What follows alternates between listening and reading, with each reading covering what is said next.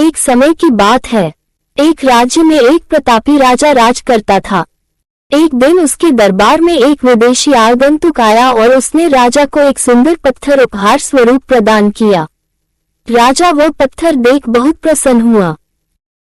उसने उस पत्थर से भगवान विष्णु की प्रतिमा का निर्माण कर उसे राज्य के मंदिर में स्थापित करने का निर्णय लिया और प्रतिमा निर्माण का कार्य राज्य के महामंत्री को सौंप दिया।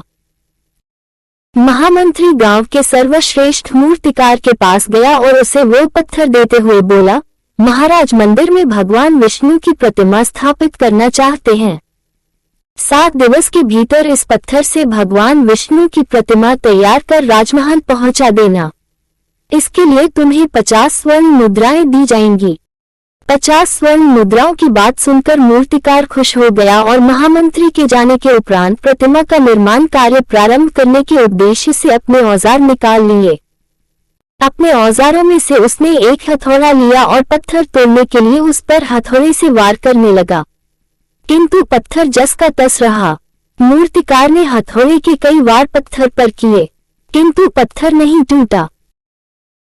50 बार प्रयास करने के उपरांत मूर्तिकार ने अंतिम बार प्रयास करने के उद्देश्य से हथौड़ा उठाया, किंतु यह सोचकर हथौड़े पर प्रहार करने के पूर्व ही उसने हाथ खींच लिया कि जब 50 बार वार करने से पत्थर नहीं टूटा तो अब क्या टूटेगा।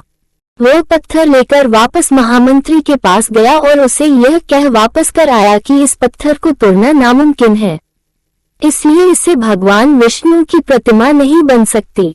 महामंत्री को राजा का आदेश हर स्थिति में पूर्ण करना था, इसलिए उसने भगवान विष्णु की प्रतिमा निर्मित करने का कार्य गांव के एक साधारण से मूर्तिकार को सौंप दिया।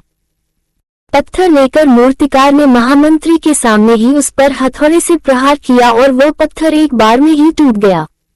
पत्थर टूटने के बाद मूर्तिकार प्रतिमा बनाने में जुट गया।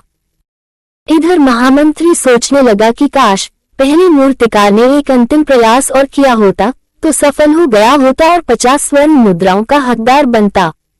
सीख। मित्रों, हम भी अपने जीवन में ऐसी परिस्थितियों से दो चार होते रहते हैं। कई बार किसी कार्य को करने के पूर्व या किसी समस्या के सामने आने पर उसका निराकरण करने के पूर्व ही हमारा आत्मविश्वास डगमगा जाता है और हम प्रयास किए बिना ही हार मान लेते हैं। कई बार हम 1-2 प्रयास में असफलता मिलने पर आगे प्रयास करना छोड़ देते हैं, जबकि हो सकता है कि कुछ प्रयास और करने पर कार्य पूर्ण हो जाता या समस्या का समाधान हो जाता। यदि जीवन में सफलता प्राप्त करनी है तो बार बार असफल होने पर भी तब तक प्रयास करना नहीं छोड़ना चाहिए जब तक सफलता नहीं मिल जाती। क्या पता जिस प्रयास को करने के पूर्व हम हाथ खींच लिए वही हमारा अंतिम प्रयास हो और उसमें हमें कामयाबी प्राप्त हो जाए। वीडियो पूरा देखने के लिए आप सभी का धन्यवाद। वीडियो अच्छी लगी हो तो लाइक कीजिए, अच्छी ना लगे डिसलाइक कीजिए। दोनों स्थिति में चैनल को प्लीज सब्सक्राइब कीजिए और कमेंट करके जरूर बताएं वीडियो कैसी लगी।